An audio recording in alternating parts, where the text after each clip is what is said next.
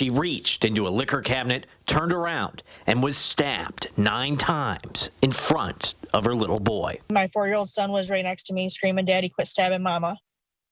I kept trying to fight him off me, and I was screaming for help, screaming that he was killing me, somebody please call 911, and he proceeded to tell me, "Yes, I am killing you." Andria Varner couldn't move. She laid on the floor of her home at Pineview Estates in Genesee County as the suspect kept stabbing. He beat me in my face with his fist, and then was trying to, I call it like bust my jaw. He stuck his hands inside my mouth and was trying to pull apart my mouth. The suspect identified by police as 45-year-old Nathaniel Ballard, the father of one of Varner's children. She thought she was dying as Ballard left her on the floor and went to her daughter's bedroom. I looked at my son and he's telling me, "Mom, are you okay?" And I just looked at him instead.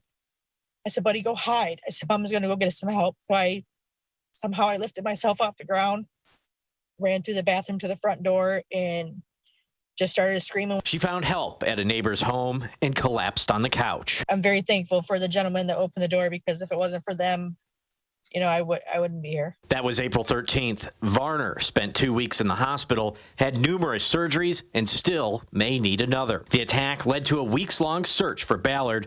He was arrested this month. During the search, Varner was terrified and took her kids into hiding. Until the day they called and said that he captured him, it was so relieving that we jumped in the car and we went and finally seen family and pretty much celebrated because it was to a new beginning. Ballard is charged with assault with intent to murder, assault with a deadly weapon, and domestic violence. And though he's behind bars, that night still haunts her family. My 7-year-old had a bad nightmare the other night that he got out on bond and he came and stabbed her and killed her. So it's hard.